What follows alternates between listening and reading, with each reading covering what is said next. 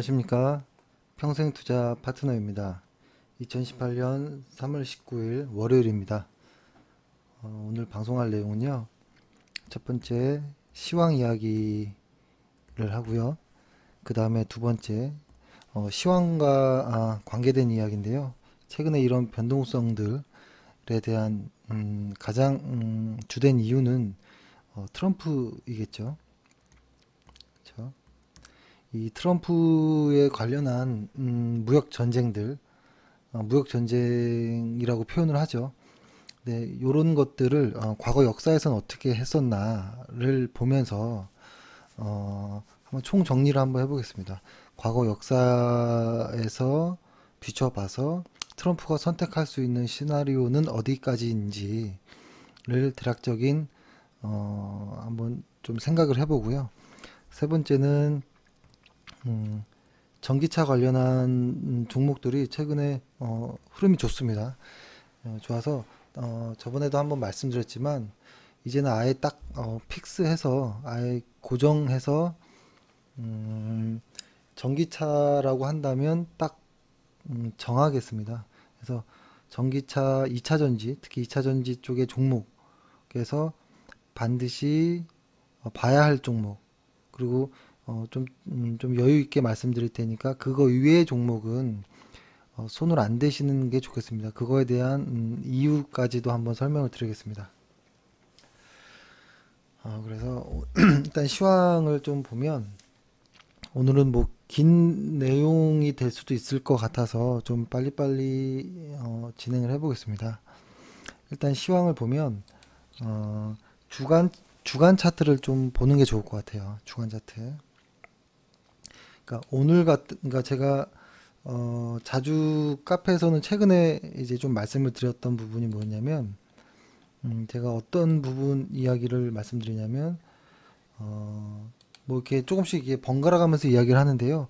어쩔 때는 수급에 대한 이야기로 종목과 지수를 좀 계속 볼 수 있게끔 수급만 좀 집중적으로 얘기할 때가 있고, 어쩔 때는 뭐 실적만 이야기를 해서 실적에 대해서 좀 자신감을 갖게 볼 수 있게끔 좀 이야기를 드리고, 또 어쩔 때는 뭐 차트 위주로만 좀 말씀드릴 때도 있고, 그래서 이것들을 다 같이 이렇게 한번 좀 보시는 게 가장 좋죠. 하지만 이야기할 때는 하나씩 좀 이렇게 분리해서 말씀드리겠습니다. 최근에는 개인들의 수급을 좀 보자라고 이야기를 드렸죠. 그래서 오늘도 보면 코스피, 코스닥 둘 다 이거는 제가 카페에다가 장중에 썼던 거기 때문에 조금 수치는 다를 수 있는데요. 중요한 것은 오늘 개인 투자자들은 매수, 외국인과 기관 투자자들은 매도였습니다. 그렇죠? 그러면 이제 지수가 어떻게 됐을까요? 이제는 아시겠죠? 지수는 하락하겠죠. 그렇죠? 이들의 매도가 더 강할 수밖에 없겠죠. 그렇죠? 이들이 매수하는 것보다 이들의 매도가 더 강하기 때문에 아마 지수는 하락할 여지가 컸습니다. 근데 역시 그렇게 끝이 났고요. 오늘은 보면은 외국인 기관들 보면은 외국인 기관 계속 파란불이 떠 있었고, 가운데 개인 투자자만 계속 집중적으로 매수를 좀 했었고, 그 다음에 코스닥 시장도 마찬가지였습니다. 그래서 이제 생각을 한번 해보는 겁니다. 조금 아까 그러니까 이렇게 물어보는 게 사실 좀 슬픈 일이죠. 개인이 사면 떨어진다라는 이야기를 한다는 게 좀 슬픈 이야기죠. 근데 이런 것들은 언제나 기본 그 바탕은 정상 시장이고 정상 종목일 때 말씀드리는 겁니다. 그렇죠? 그래야지만 수요와 공급이 맞기 때문에 그런 것이고요. 그러한 맞는 정상 공급, 정상 수급에서는 거의 어김없이 이러한 패턴이 나오거든요. 개인과 반대로 가는 경우들. 근데 오늘 보면 개인 투자자들은 많이 매수를 했거든요. 그 이유가 뭘까 한번 생각해 보는 겁니다. 예를 들어서 지수가 이렇게 빠지면 종목은 두세 배 정도까지도 빠집니다. 그러면 이렇게 그러니까 예를 들어서 정상 종목일 경우에 그렇다는 거죠. 근데 비정상 종목 종목이라고 하면 상관이 없습니다. 이거는 어차피 저희는 이쪽 비정상 종목들은 아예 관심을 안 갖고 매수 뭐 언급 자체를 안 하거든요. 근데 비정상 종목이라고 하면 흔히 테마주가 되겠고, 그렇죠? 실적이 좋지 않은 종목들, 수요와 공급이 이제 깨진 종목들을 비정상 종목이라고 합니다. 근데 이런 종목들이 많습니다. 꼭 코스닥에만 있는 것도 아니고요. 코스피 안에도 상당히 많습니다. 그래서 저희가 말씀드리는 건 정상 종목, 실적이 정상적인, 언제나 실적이 플러스 되는, 그렇다고 회사 입장에서 봤을 때 실적이 안 나온다고 회사가 이상한 게 아니고요. 저희가 그렇게 표현을 한다는 겁니다. 좋은 회사들을 그냥 정상 회사라고 하는 겁니다. 그랬을 때 종목이 이렇게 빠지는 날 개인 투자자들의 매수 이유가 뭘까라고 하면 이거는 그 흔한 이야기이긴 하죠. 싸게 보이기 때문에 지수가 종목들이 막 이렇게 하락을 하면 쭉 올라가고 있는 종목들이 갑자기 음봉이 나오면서 하락을 하면 이게 저점으로 보인다라는 거겠죠. 그래서 이때 못 샀으니까 못 샀는데 지금 싸니까 매수하자 이런 생각을 할 수 있는데요. 이게 아주 운이 좋아서 그 다음 날부터 다시 상승을 이어간다면 그러면 뭐 괜찮겠죠. 하지만 이것이 하락의 시작이었다면, 그죠? 이것만큼 위험한 선택은 없었겠죠. 그래서 싸기 때문에 매수하는 경우도 있고 물타기 하기 위해서 매수하는 경우도 있는데요. 결론은 이 두 가지 모두가 좋은 방법은 아닌 걸로 보입니다. 그렇죠? 그래서 말씀드리고 싶은 것은 지수가 하락할 때는 내 종목에 물타기를 한다거나 저점 매수라고 생각한다거나 이렇게 하시지 말고요. 반대로 하는 겁니다. 지수가 상승하고 있을 때 혹은 외국인과 기관들이 매수하고 있는데도 불구하고 종목이 횡보를 한다거나 약간의 조정을 받는 경우에는 정말로 눌림목 매수가 될 수도 있겠죠. 근데 아닐 때도 있습니다. 그렇기 때문에 음봉에서 매수하는 것은 조금 피해야 됩니다. 일부에서는 음봉에서 매수하는 것이 고수다라고 이야기하는 경우도 많은데요. 아닐 수도 있습니다. 그렇죠? 추세 추종을 하는 사람 입장에서는 다른 시각을 갖고 있고 같이 투자하는 사람들은 또 맞다고 생각할 수도 있거든요. 근데 이게 보는 시각에 따라 다르지만 개인 투자자 같은 경우에는 내가 어떤 성향인지도 모르고 매수하는 경우도 있거든요. 내가 가치 투자자야. 이거 확실히 눌렸어. 그렇기 때문에 적립식으로 한 3년 정도 계속 매수할 거야. 이러면 가능할 수 있거든요. 실적이 돌아나간다라는 가정이 있다면. 근데 아무리 싼 주식도 실적이 돌아나가지 않으면 그냥 하락하는 종목입니다. 그래서 실적을 구분할 줄 안다면 혹은 수급들을 본다면 차트를 본다면 혹시라도 이렇게 좋은 타이밍에 바닥에서 살 수 있지만 그렇지 않은 일반 투자자 입장에서는 구별하기가 어렵다는 겁니다. 그래서 있는 그대로 지수가 상승하면 상승하는구나, 종목이 상승하는구나 이렇게 보시는 게 낫고 이걸 괜히 역으로 역발산이라는 의미로 그렇게 하시는 것은 잘못되었습니다. 역발상 투자라는 개념은 다음에 말씀드리겠지만 지금 우리가 흔히 말하는 단타하면서 역발상 투자를 이야기하는 것은 전혀 맞지 않습니다. 그렇게 말씀드리고 일단은 수급을 한번 먼저 보면 일단은 외국인의 수급은 쭉 내려오다가 약간 이제 들어 올리는 정도의 모습이 나옵니다. 코스닥은. 그렇죠? 그래서 이것이 그래도 방향은 전환이 된 거 아닌가 이렇게 보는 게 맞을 것 같고 코스피 같은 경우에는 왔다 갔다 이렇게 하다가 최근에 약간 들어주는 모습이죠. 그래서 역시 방향은 좀 잡은 것이 아닌가라는 이런 정도의 생각만 하는 게 좋습니다. 이게 있는 그대로 따라가는 겁니다. 수급을. 이게 수급이 이제 전환됐는데 앞으로 무조건 우상향할 거야 라고 얘기하는 것도 그거는 거의 점쟁이 수준인 거죠. 그건 불가능하고요. 있는 그대로 보는 겁니다. 하락했던 수급이 하락하고 있던 왔다 갔다 하고 있던 하락했던 수급이 지금 최근에 조금 올라왔다 정도로 보는 게 나은 거예요. 그래서 이것이 앞으로 이렇게 갈 것이다라고까지 예측할 수는 없다라는 겁니다.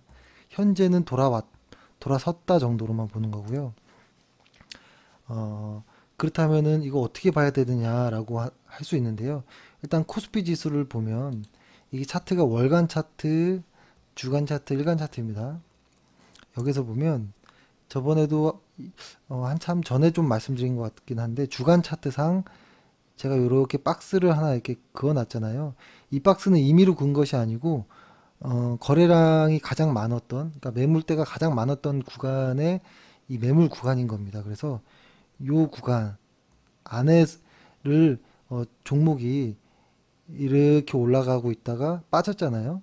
근데 이것을 돌파하면 어느 정도 다시 코스피 역시도 2600선까지도 한번 볼 수는 있겠지만 아직 이 박스 안에 있을 때는 아직까지 안심할 단계는 아니다라고 봅니다. 그래서 저번 주에 보면은 저번 주가 요 구간이거든요. 저번 주에 이 구간에 5일 동안 돌파를 못하고 횡보하다가 오늘 좀 하락을 했습니다. 거래량을 동반하면서. 그래서 하루로서는 알 수는 없지만 일단은 박스권을 돌파하지 못하면 하락할 가능성도 있습니다. 근데 이것이 완전 포트폴리오를 매도할 정도의 하락이냐라고는 아직은 이야기하긴 좀 이를 것 같고요. 이게 지금 최근에 그러니까 코스피 보면 과거에 이렇게 쭉 올라왔잖아요. 이렇게 쭉 올라오는 경우는 흔하지 않거든요. 계속 왔다 갔다 이랬습니다. 코스피가. 한 번씩 올라갔다가 또 내려가고 올라갔다 내려가고 이런 경우가 많지. 과거에처럼 이렇게 계속 올라가는 시장이 앞으로도 이렇게 될 거라고는 볼 수 없습니다. 그래서 박스권이라든지 추세라든지 이것은 계속 변할 수 있기 때문에 매일매일 볼 수밖에 없습니다. 지수는. 그래서 일단은 이 중요한 좀 코스피가 좀 위치에 와 있는 이런 모습입니다. 아주 기분이 나쁜 모습이고 지금 내일이라도 더 하락한다고 해도 어떻게 뭐 억울할 수가 없는 것입니다. 하지만 지금이 마지막 고점이다라고 볼 수는 없겠죠.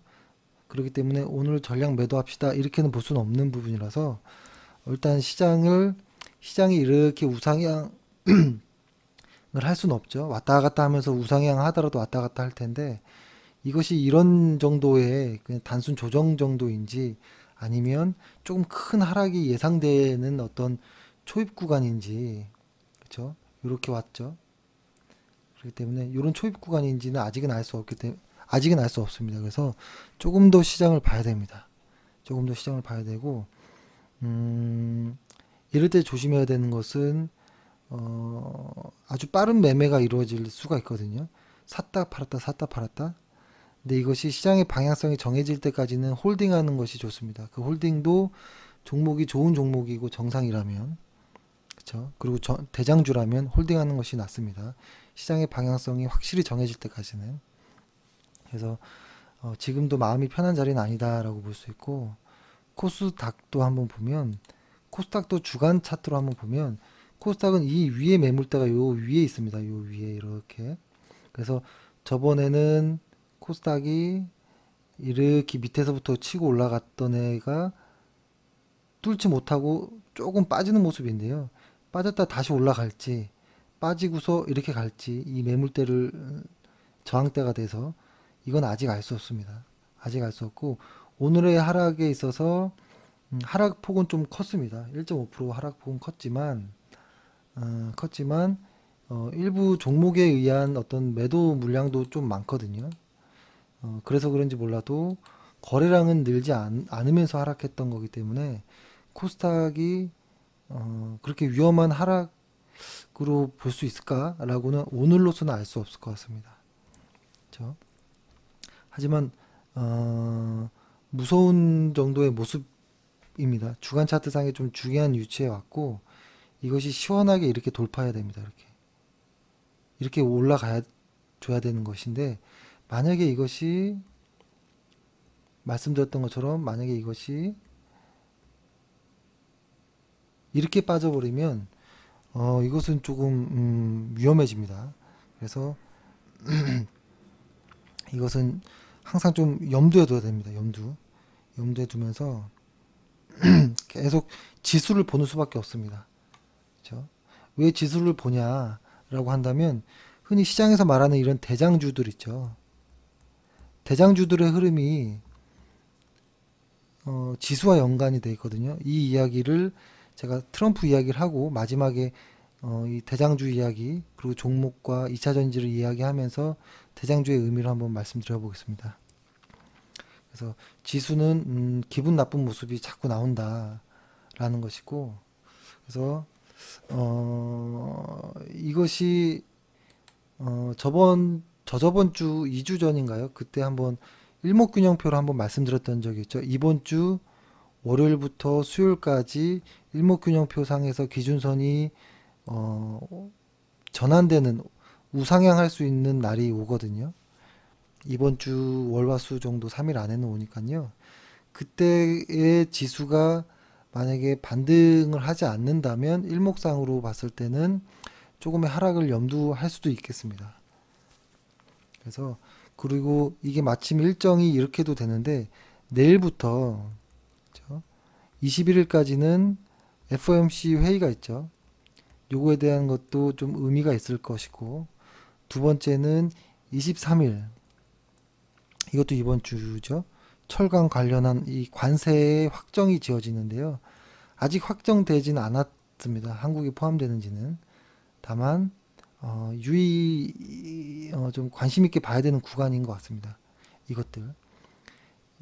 이것들이 좀 봐야 될 것 같고, 이것들이 FOMC의 방향성은, 그러니까 금리의 방향성은 일단은 바닥을 찍고 돌아서는 이 방향성은 확 꺾이는 이런 거는 없습니다. 특히 금리 같은 경우에는 한번 자세를 잡으면 한참을 갑니다. 몇 년 동안 가거든요. 그래서 일단 방향성은 변한 겁니다. 일단 금리는 상승하는 방향성은 맞지만 이 속도의 어떤 차이가 있는 것이지 방향성은 한동안 변하진 않을 겁니다. 그렇다면 이 방향성, 실적의 방향성, 금리의 방향성 이런 것들은 우상향하는 것으로 많이 나와 있긴 하는데요. 이것들의 어떤 변동성을 만드는 것이 최근에 트럼프의 어떤 무역 전쟁 이야기죠. 그래서 그 이야기를 좀 하려고 하는데요. 이 변동성이라는 게 상당히 힘듭니다. 견디기 어렵고. 일단은 시간이 지나서 보면 이렇게 우상향했는데 이 안에 수많은 굴곡들이 있거든요. 이런 수많은 굴곡들은 기술적인 어떤 패턴도 맞지 않고 수급도 잘 안 맞을 때가 있고요. 하루하루가 너무 변동이 크다 보면 그래서 상당히 어렵습니다. 그래서 이 변동성의 원인이 되는 것들에 대한 것들을 한번 생각을 해보면서 시나리오까지 정도를 한번 생각해 봐야 될 거예요. 그래야지만 어느 정도 마음의 준비를 할 수 있거든요. 그래서 시장에서 나오는 어떤 이야기들을 위주로 그리고 약간의 정리를 해서 한번은 저의 의견까지 포함해서 한번 말씀 들어보겠습니다. 일단은 이런 이야기죠. 그 미국의 중간 선거와 보호무역. 그렇죠? 일각에서 뭐 다른 정말 다른 어떤 것 때문에 그런 거 아니야라는 이야기도 있는데요. 일단은 시장에서는 일단 보호무역이 트럼프의 중간 선거 11월의 중간 선거에 의함이 아닐까라는 이야기가 많습니다. 그래서 한번 순서대로 한번 이야기를 해보면 이런 거죠. 예를 들어서 미국에서의 대선 직전에 나온 여론조사를 보면 미국 시민들의 생각은 이렇다라는 겁니다. 2013년도와 2016년도의 어떤 수치를 보면 자유무역주의를 통해서 미국이 어떻게 됐냐라고 질문을 한 것을 보면 이렇게 됩니다. 이렇게 이게 뭐냐면 25%에서 49% 증가하는데 이것이 뭐냐면 세계 경제화가 됨으로써 자유무역주의가 됨으로써 미국이 임금이 낮아졌고 일자리가 줄었다라는 설문이 여론조사가 있었다라는 거죠. 그러니까 이거는 어떤 경제적인 진짜 팩트와 상관없는 시민들의 어떤 생각입니다. 그리고 이렇게도 되는 수치가 하나 있어요. 거꾸로 쭉 빠지는 66%의 수치가 44% 수치까지 내려오는, 제가 좀 과장해서 그리긴 했지만 어떤 이야기냐면 새로운 시장이 창출됐다, 경제가 성장했다라고 믿는 사람들은 줄었다라는 겁니다. 경제 세계화가 되고 나서, 그러니까 보호무역주의가 되고 자유무역주의로 경제 세계화가 되고 나서부터 미국 시민들은 이런 생각을 하고 있다라는 겁니다. 그러니까 시장에서의 새로운 시장도 창출되지 않고 오히려 성장이 꺾이고 임금은 줄고 일자리가 줄었다라는 것이 미국 시민들의 생각입니다. 그러니까 이러한 것들로 인해서 트럼프가 이러한 여론들을 정확히 읽었다라고 보는 거죠. 그래서 그 트럼프가 유세할 때 가장 많이 했던 이야기 있잖아요. 그죠? 아메리칸 퍼스트라는 구호를 계속 외쳤죠. 그러면서 저소득 백인 노동자들의 어떤 표를 얻는 데 성공한 것이죠. 그래서 요것을 이제 기반으로 본다면 그러니까 트럼프 역시도 11월에 중간 선거를 앞두고 아마 다시 한번 어떤 전략적 선택을 한 것이 아니냐라는 것이 시장의 이야기입니다. 그러니까 이것이 이거죠. 그러니까 과거의 민주당에서의 우세 지역이자 쇠락한 제조업이 밀집된, 그러니까 미국의 중북부의 러스트벨트라는, 그죠, 벨트에 있는 그 미국 노동자들을 타겟으로, 그죠, 그들에게 어떤 가시적인 성과를 보여주기 위해서 무역 전쟁이라는 것을 시작한 것이 아닌가라고 시장은 보고 있습니다, 현재. 그죠? 그래서 그러니까 이런 것 같아요. 지금 전 세계적으로는 트럼프 너 이상하다 하면서 너 이상하고 혹은 너 미친 거 아니야? 도라이 아니야? 이렇게까지 얘기하고 공화당까지도 반대를 해도 트럼프는 그들의 표를 얻기 위해서 선거 전까지는 무역 전쟁을 계속할 가능성이 매우 높을 것이고, 그것의 첫 번째 희생자는 알루미늄과 철강이었죠. 알루미늄과 철강이었는데 선거 전까지는 아마도 11월까지는 자동차 관련한 까지도 아마 끌고 가려고 할 것입니다. 그래서 잠시만요.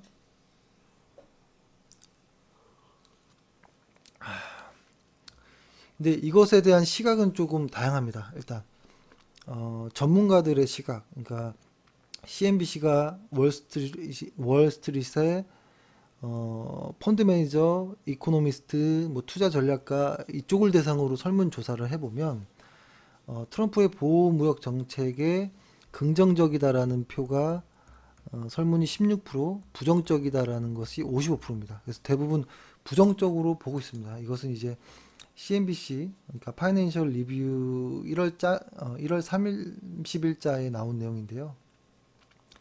그러니까 투자 전문가들은 일반인들과 달리 보호무역에 부정적이라는 생각을 한다는 겁니다.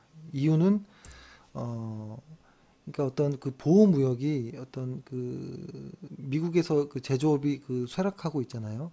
그것을 보호무역으로 인해 다시 살릴 수 있다라고 생각하지 않는다는 겁니다. 그래서 오히려 미국 경제에 큰 위험이 된다라고 생각을 하는데요. 이런 이야기들이 어떤 투자 전문가, 그러니까 이해 당사자들의 이야기만 들으면 안 되는 것이죠.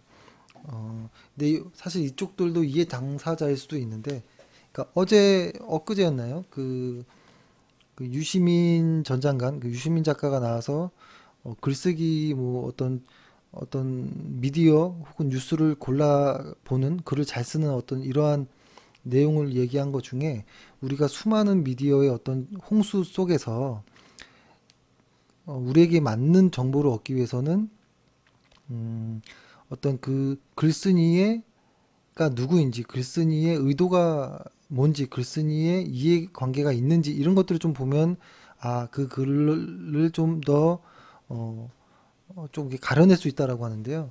그런 의미로 봤을 때는 투자 전문가들의 설문은 이해 당사자이기 때문에 약간 왜곡이 될 수도 있죠. 그들이 원하는 방향대로 설문이 나온 걸 수도 있거든요.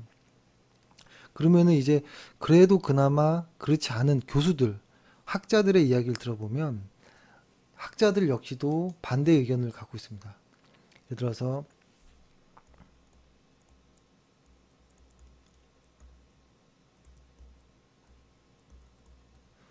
크루그만 교수 같은 경우에는 그러니까 프린스턴 대학교의 그 교수 같은 경우에는 아예 그 스투핏이라고 그냥 아예 멍청이라고 공개적으로 비판해버렸죠. 그러니까 이런 이야기를 했습니다. 이거는 그 뉴욕 타임즈 3월 3일자에 나온 이야기인데요. 트럼프는 무식한 무역 매파다. 무역 전쟁은 누구에게도 득이 되지 않는다. 라는 이야기를 했습니다. 그렇죠? 그러니까 이게 뭐라고 할까요? 그 근거로서 무슨 얘기를 했냐면 미국 내 철강과 알루미늄 생산 노동자 일을 가지고 그러니까 이런 것이죠. 알루미늄 그러니까 어떤 이 철강 이 노동자의 수보다 이것을 가지고 만드는 제품들의 노동자 수가 더 크다라는 거죠. 그래서 이 작은 노동자를 보호하겠다고 더 큰 노동자들에게 관세를 부과해서 힘들게 할 거냐라는 이런 이야기를 합니다. 그래서 이런 이야기를 하게 됐죠. 그 다음에 잠시만요. 예. 그리고 다른 어떤 학자의 이야기를 한번 들어보면 이런 거죠. 예를 들어서 뭐 예전에 경제학 처음에 뭐 공부하는 분들은 맨큐의 경제학이라고 유명한 저서가 있죠. 이 책의 이게 저자인 그죠 하버드대 교수 또 이제 맨큐의 경제학이란 유명한 사람이죠 맨큐. 이 사람도 자유무역의 혜택은 명백하다. 애덤 스미스의 출발점으로 되돌아가야 한다. 라고 2월 18일 날 뉴욕타임즈에서 이야기를 했는데요. 그러니까 이 사람도 애덤 스미스의 이야기까지 할 정도로 이야기를 했는데 애덤 스미스의 이야기는 아마 다들 많이 들어보셨을 건데요. 국부론, 보이지 않는 손이잖아요. 그러니까 예를 들어서 이런 거죠. 그러니까 보이지 않는 손의 어떤 국부론의 이야기는 그거잖아요. 사회의 모든 구성원 각자에게 무엇을 얼마나 살지, 무엇을 얼마나 만들지, 혹은 팔지, 뭐 자유롭게 선택을 하게끔 맡겨두면, 시장에 맡겨두면, 시장의 모든 구성원들에게 유익한 가격과 수급 균형을 찾아준다. 라는 이야기인데, 이건 사실 옛날 이야기이긴 하지만, 그죠? 케인즈 전의 이야기이긴 하지만, 아주 옛날 이야기까지 꺼낼 정도로 아주 기초도 안 되는 것처럼 트럼프를 좀 이제 비판을 한 거죠. 그러니까 맨큐의 교수의 이야기는 트럼프의 보호무역이 보이지 않는 손의 조정 기능을 제약하기 때문에 결국 생산성이 더 오히려 떨어질 것이다 라고 이제 이야기를 한 것이죠. 결론은. 그리고 노벨상을 받은 로버트 실러 교수도 사실 좀 이야기를 하죠.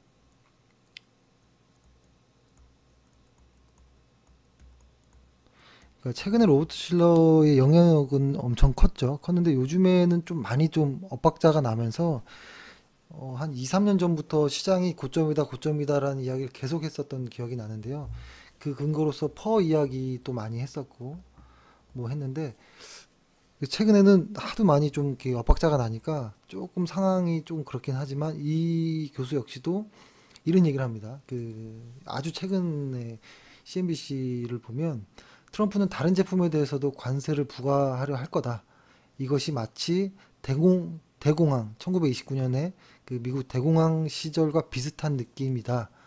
뭐 이렇게 이야기를 하는데요.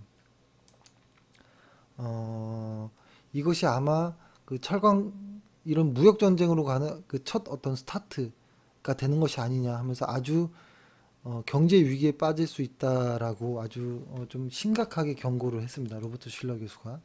근데 최근에 몇 년 동안 로버트 실러 교수의 의견과 시장은 거의 반대로 가서 로버트 실러 교수 이야기는 조금 무게를 조금 좀 못 받는 이런 좀 느낌이긴 합니다. 하지만 소개를 좀 해봤습니다. 그리고 이게 사실 이야기가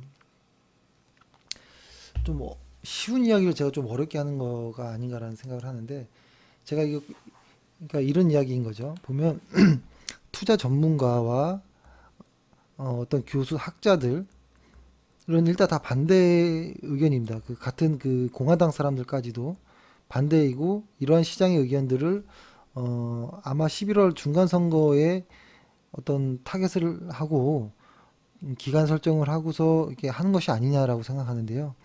이 이후의 시나리오는 그러면 어떻게 될까라는 생각인 거죠. 그것도 이제 시장에선 궁금해하는 겁니다. 그래서 과거 사례를 한번 보면 이렇게 관세를 왕창 물렸을 때가 대표적인 사례가 있는 거죠. 그죠? 1929년 10월 29일 이날을 블랙 투즈데이라고 하면서 이것을 이제 우리는 흔히 대공황이라고 이야기를 하죠. 대공황 시절의 이야기를 하는데요. 이때가 어떤 이야기였냐면 주가가 아주 대폭락을 했죠. 그러면서 관세 인상을 합니다. 살리기 위해서 관세 인상을 하는데 관세 품목이 2만 1000개였습니다. 그리고 관세율은 60% 이상. 최고가 아마 맞을 거예요. 60% 정도. 그래서 이렇게 해버리니까 아까 그죠? 그 맨큐 교수가 얘기한 것처럼 생산성이 떨어진 거예요. 그러니까 전 세계 교육량이 확 60% 이상이 해버렸던 교육량이. 그래서 아주 더 힘들었던 이런 내용인데요. 그러니까 이게 어떤 정도냐면 전 세계 어떤 교역량의 3분의 1 정도 수준으로 이제 급감하면서 세계 경제가 이게 몰락했던 이런 사례인 것이죠. 근데 이거 뭐 트럼프의 이 정도로 너무 가는 거 아니냐라고 생각할 수도 있는데요. 일단은 과거의 사례를 한번 보는 겁니다. 일단은 그리고 그러고 나서부터는 또 이런 사례가 있죠. 그 닉슨 쇼크라고 그 다들 한번 들어보셨을 건데요. 닉슨 쇼크라는 게 뭐냐면 이것도 뭐 옛날 이야기죠.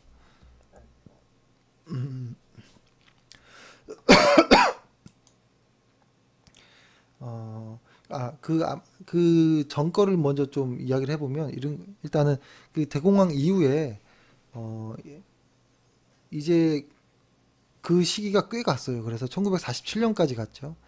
그래서 이것이 이제 이때 한번 관세율을 또 인하했었고 그 이후에 1960년도까지 세계 이제 최강의 제조업 국가로 이제 무역 흑자를 냈던 시기였던 것이죠.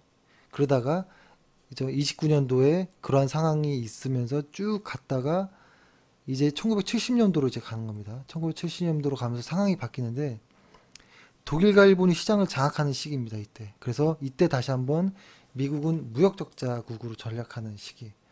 그래서 이때 닉슨 쇼크라는 것이 오죠. 그러니까 닉슨 대통령이라고 하면 69년에서 74년 정도의 대통령인데요. 이때 이런 일이 있죠. 71년도에 금과 달러의 교환을 중단하는 사태가 발생하는 것이죠. 그러니까 예전에는 금을 가지고 밖으로 가면 달러를 교환해 줬다고 하잖아요. 이제는 그렇지 않죠. 근데 이때 어떤 일이 있었냐면 간단하게 말하면 모든 수입품에 10% 관세를 부과하는 거예요. 그래서 강달러에서 약달러 정책으로 전환을 하는데요. 이게 오히려 1차 오일 쇼크의 원인이 되어버립니다. 그러니까 이거 내용이 뭐였냐면 음, 그러니까 이거 역시도 시장이 독일과 일본이 시장을 제패하니까 제패함으로써 미국이 무역 적자가 되는 것을 금태환제로 막아보고 수입품의 관세도 늘려보고 했지만 이것이 오히려 이런 게 보호 무역주의를 했지만 이것이 이제 1차 오일 쇼크의 원인이 됐다라는 것이고 그로 인해서 고물가 고금리가 등장을 하게 되는 거죠. 그래서 다시 세계 경제가 한번 확 침몰하는 이런 것이죠. 그러고 나서부터 70년대부터 계속 동안 이제 무역 적자국이 됐습니다. 미국은. 그러니까 첫 번째에 어떤 대공황, 두 번째 닉슨 쇼크, 그 다음에 가장 최근 사례는 2001년과 2009년에 부시 쇼크라고 하죠. 부시 대통령이 있었던 시기 때 쌍둥이 적자라는 이야기 있잖아요. 그 경상수지와 재정수지가 적자라는 거. 그래서 이때 역시도 수입 철강에 대해서 8에서 30%의 관세를 물렸습니다. 그래서 유럽과 아시아가 반발을 했고 무역 전쟁으로 비화했지만 이 역시 부시가 중간 선거에서 승리하고 나서 그 다음 해에 이 세프가드를 철회합니다. 그러니까 이것이 가장 조금 염두할 부분인 것 같은데요. 뭐라고 할까요? 그러니까 이게 어떻게 보면 좀 비슷하다라는 겁니다. 이 당시 때가 뭐였냐면 이런 적자의 해답으로 달러 약세를 찾는 거예요. 달러. 그래서 중간 선거를 앞두고 한 7, 8개월 전에 관세를 철강에 대한 관세를 올리고 그죠? 그다음에 백인 보수표를 결집 성공하고 실제로 성공해서 승리했죠. 그다음에 무역 전쟁이 발발했지만 전면전으로 확대되지 않았다는 겁니다. 그 다음 해에 21개월 만에 종료해버렸거든요. 부시는. 그러니까 트럼프도 아마 이런 시나리오를 찾아가지 않을까라는 좀 생각을 하는데요. 그 근거는 대공황과 닉슨 쇼크는 뭐라고 할까요? 어떤 근본 위제도, 그러니까 금태환제 폐지, 이런 그러니까 통화제도의 근간을 흔드는 구조적 변화랑 와는 좀 다른 겁니다. 그때 당시는 시기는 지금과 그때는 다른 것인데 오히려 부시와 조금 비슷하지 않을까라는 이런 시장에서 이야기가 있습니다. 그것 중에 하나가 이건데요. 중간 선거의 8개월 전에 부시 역시 3월 5일 날 이 철강 관련한 관세 이야기를 꺼냈고 트럼프는 3월 1일 날 했습니다. 그러니까 11월 달에 중간 선거이니까 8개월 전에 비슷한 시기 때에 이런 이야기를 했고 관세 부과하는 그 품목도 모두 철강이라는 것이에요. 철강. 그러니까 부시와 트럼프 같은 이야기죠. 근데 과거 대공황과 닉슨 쇼크 때는 모든 품목이었어요. 포괄적 과세였습니다. 그리고 이것에 대한 어떤 뭐라고 할까요? 이것으로 이제 배수 보수표를 결집하기 위한 중간 선거를 승리했다라는 거죠. 이것들로 인해서. 그래서 2년 뒤에 재선에서 성공하는 부시 같은 경우에는 이런 것이죠. 그래서 아마 트럼프 역시도 부시를 따라갈 수 있지 않을까라는 생각을 하는데요. 아마 전면전까지는 가지 않을 것이라고 시장은 보고 있는 것 같아요. 그것은 이제 선거 이후에 어떤 출구 전략을 모색할 것이다라는 시각이 많습니다. 하지만 선거 전까지는 11월 전까지는 그 러스트벨트의 그 상징 산업, 그 자동차 산업까지는 어떤 좀 확전이 될 가능성이 높다라는 것이고, 그죠? 아마 그럴 것입니다. 왜냐하면 철강과 알루미늄만 에만 관세를 부과한다는 것은 이것으로 인해서 자동차와 건설이라는 더 큰 시장에 어떤 산업 원가만 올린다라는 비난이 있을 수 있거든요. 그렇기 때문에 이들까지도 자연적으로 어떤 관세 이야기가 나오지 않을까라는 것이고, 중간 선거 이후에 그 다음에 다음 대선까지, 그때는 이제 어떤 뭐라고 할까요? 그 FTA나 나프타, 그리고 뭐 TPPA, 이쪽에 재협상 카드로서 사용할 가능성이 매우 높다라는 것입니다. 그 다음에 그 대선 이후에 출구 전략을 세우겠죠. 그러니까 사실 이 무역 전쟁이라는 것이 한동안 계속 가지 않을까라는 생각을 하는 겁니다. 그러니까 우리가 흔히 시장에서 이야기하듯이 11월까지의 어떤 시장에서만 11월 지나면 다 해결될 것처럼 나오는 이야기가 많은데요. 아마도 이것에 이러한 그런 무역 전쟁이란 카드를 가지고 대선까지도 갈 가능성이 매우 높습니다. 그래서 대선 이후에는 이제 다시 어떤 정상 궤도에 좀 올려놓으려고 하지 않을까? 뭐 이런 이야기. 그래서 그러한 어떤 트럼프의 선거 전략 안에 김정은과의 어떤 회담도 성사되는 것이 아닌가, 이렇게 보는 것이 시장의 시각인 것 같습니다. 그래서 조금 억울하고 답답하긴 하지만 트럼프의 어떤 이런 선거 전략으로 인해서 세계 경제가 꽤 많은 변동성을 가지고 갈 것이다 라는 것이 오늘 이야기의 결론입니다. 그래서 이 무역전쟁이라는 이야기는 잠깐 나오고 들어갈 이야기는 아닙니다.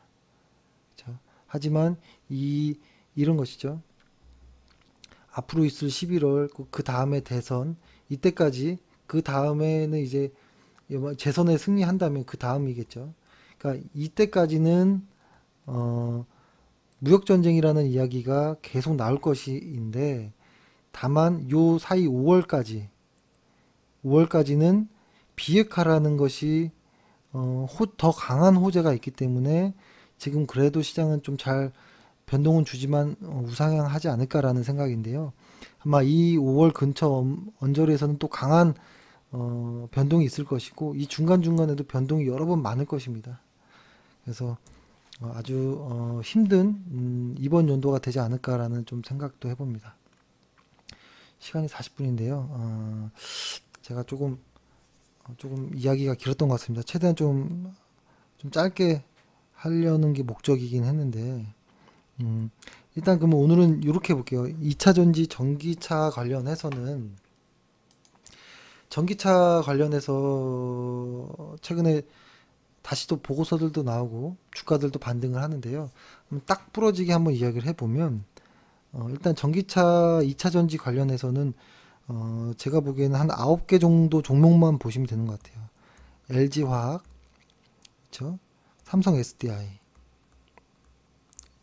그 다음에 코스모, 신소재와 화학, 그 다음에 일진 머티리얼즈, 그 다음에 에코프로,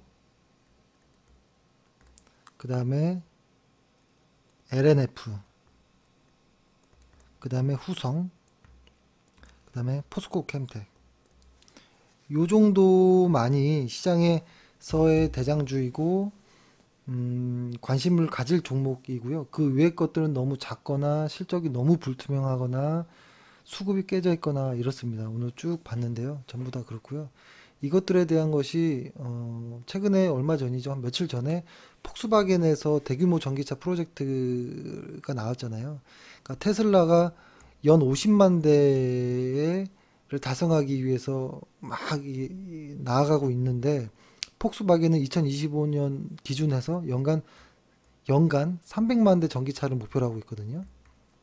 목표라는 것이 좀 그렇긴 해도, 일단은 왜냐면 자동차 시장이라는 것은 우리 최근에 GM 사태도 그렇고, 그렇죠?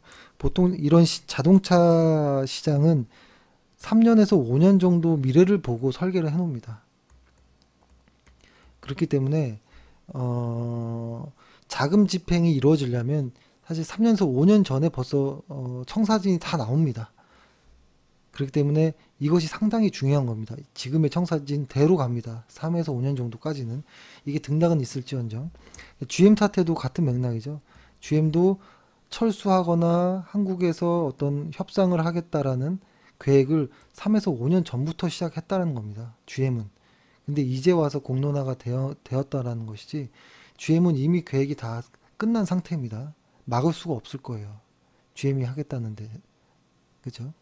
그래서 이거와 마찬가지로 전기차도 폭스바겐의 이러한 그 장기 플랜, 지금이 2018년인데 2025년까지 전기차의 어떤 플랜을 세운 거거든요.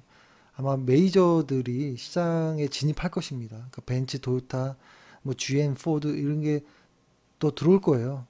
그래서 2차 전기차 소재주들은 2025년도까지는 중장기적으로 계속 아주 좋게 보는 종목입니다. 그래서 짧게 뭐 매수하실 수도 있지만 길게도 갈 수도 있는 종목 중에 하나가 되지 않을까. 하지만 쉽지 않겠죠. 시장이라는 것이 같이 움직이기 때문에 이렇게 되고, 제가 시장과 왜 연계를 지어서 말씀드리냐면 오늘 제가 이런 이야기를 좀 드리긴 했는데요. 카페에 이렇게 좀 글을 올렸습니다. 대장주들에 대한 이야기. 대장주들에 대한 이야기를 어떻게 올려드렸냐면, 이렇게 한번 비교를 해드렸습니다. 잘 안 보일 수도 있겠구나. 잠시만요. 이렇게 보면 위의 차트와 아래 차트가 거의 비슷하죠. 요 구간까지는 거의 흡사하죠.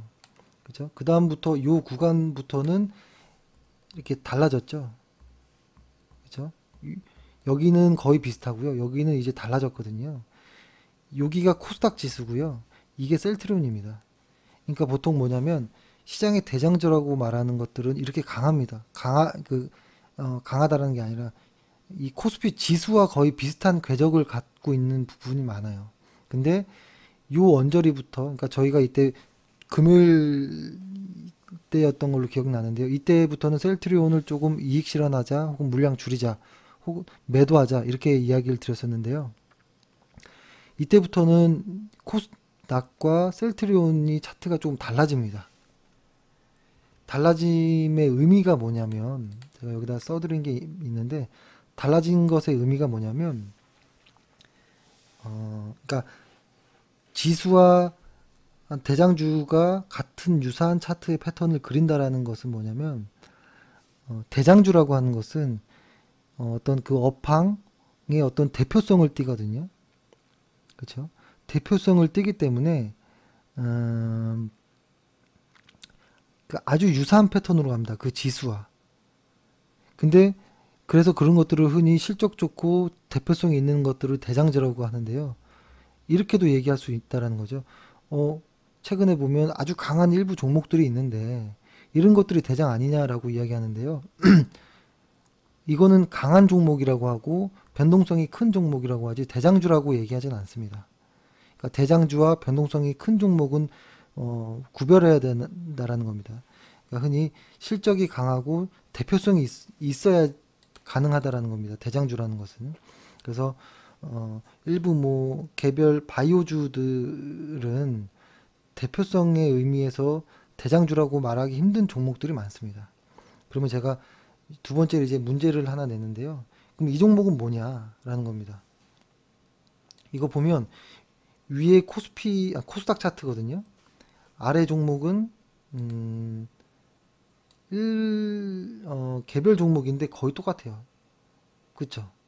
거의 똑같죠. 이렇게 보시면 코스닥과 이 종목의 거의 싱크로율이 거의 맞죠. 이 종목이 뭐였냐면 포스코 캠텍입니다. 포스코 캠텍. 제가 겹쳐드린 이유는 뭐냐면 포스코 캠텍은 대장주일 가능성이 매우 높다라는 겁니다. 그래서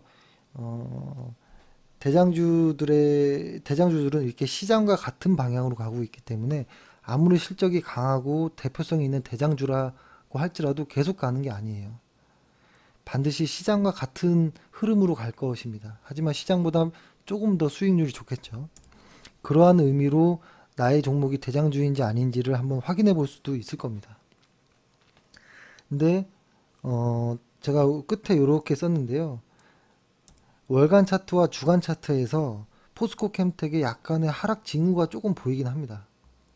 근데 오늘 하루로서 이것이 어떻게 전환될 것입니다 라고 얘기는 할 수 없지만 약간의 징후가 보이거든요.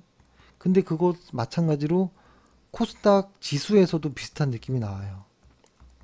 그래서 지금은 그러니까 대장주의 개념을 말씀드리는 겁니다. 여러 가지 의미 중에 대표성이 있어야 되고 실적이 좋아야 되는 거, 그리고 이런 것들을 말씀드리는데, 지금 코스닥 지수 역시도 아까 주간 차트에서 제가 확인해 드렸던 것처럼 약간의 좀 불안한 모습이 좀 있고, 포스코 캠텍 역시도 좀 불안한 모습이 좀 있거든요.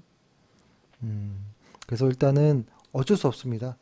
이것을 이런 경우도 있어요. 시장이 이렇게 가는데 약간의 변동에 너무 샀다 팔았다를 하면 다 놓치고 엇박자 나면 나중에 정말 다시 못 들어가는 타이밍이 오거든요. 그래서 이렇게 약간의, 그러니까 일희일비 하지 말고 약간의 변동을 좀 참으면서 갈 필요가 있습니다. 다만 물량으로 조절을 하는 것이죠. 분할 매수. 그러니까 저희는 지금 포스코 캠텍을 2회 분할 매수를 한 상황이잖아요. 보통 5회 정도 분할 매수하면 되는데 4% 비중씩 분할 매수했으니까 8%밖에 들어간 것이 아니기 때문에 약간의 변동은 참을 수 있을 겁니다. 그래서 그런 개념으로 좀 버텨가면서 지수를 보면서 내 대장주들이 왜 빠지는지에 대한 하락 원인도 찾아가면서 이렇게 하는 것이 좀 좋을 것 같습니다. 그렇죠? 오늘 종목들을 좀 열거해 드렸고 시장을 마지막 정리하고 끝내겠습니다. 일단은 앞으로도 개인들의 수급을 위주로 한번 시장을 보십시오. 당분간 한번 연습을 해 보시고, 개인들의 수급이 강하게 매수하는 날은 반드시 누군가 강하게 매도를 합니다. 이것이 외국인이나 기관이 된다고 한다면 지수는 약할 가능성이 높고요.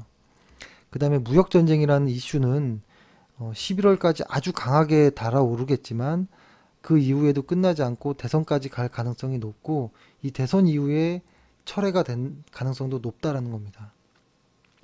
그리고 세 번째는 2차 전지는 중장기적으로 대처해야 할 종목입니다. 중장기 종목으로 가야 될 종목이고, 자동차 업황의 업종의 특성상 3에서 5년 정도 이전에 벌써 어떤 계획을 세우고 자금을 집행하는 부분이 있기 때문에 일단 계획을 한 것입니다. 그리고 자금이 집행이 되고 이제 산업들이 이제 많이 또 부음이 날 거거든요.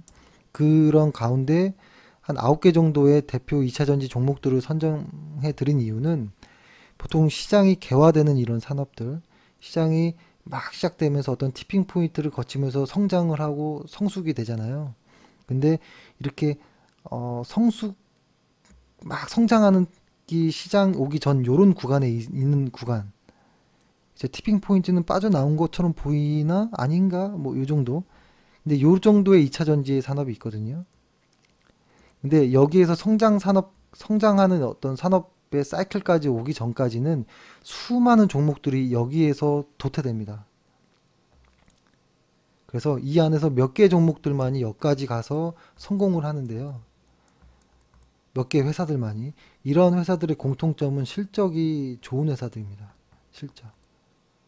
자, 실적과 어떤 그죠? 매출의 구조가 좋은. 그래서 지금 2차 전지 혹은 뭐 수소차 뭐 여러 가지 종목들이 많아요. 이쪽에 많은데 이 중에서 그래도 이 중에서 확신은 좀 그렇고 꼽으라고 한다면 전 아까 그 9종목 정도만이 실제로 돈을 벌고 실적을 낼 수 있는 구조의 회사가 아닌가라는 생각을 하고요. 그들을 뺀 이후에 종목은 보지 않을 것입니다. 만약에 나오면 그때 보겠지만 지금 9종목 자체도 많습니다. 그래서 이 종목 중에 한 종목이나 혹은 두 종목 정도까지만 비중이 한 10% 혹은 20% 미만으로 보유 분할 매수하는 것은 권해드리고요. 한 종목에 4, 50%씩 비중을 담는 것은 도박하는 것입니다. 그렇죠? 왜냐하면 대장주이기 때문에 그래요. 대장주의 특징상 시장과 같이 가기 때문에 비중이 크면 하락도 커질 수 있습니다. 하지만 수익이 날 수도 있지만 리스크도 생각해야죠. 그래서 대장주의 어떤 특징들까지 오늘 좀 정리를 했습니다. 오늘 방송이 좀 도움이 되셨으면 좋겠습니다. 오늘 하루 고생 많으셨고요. 내일도 열심히 하겠습니다. 감사합니다.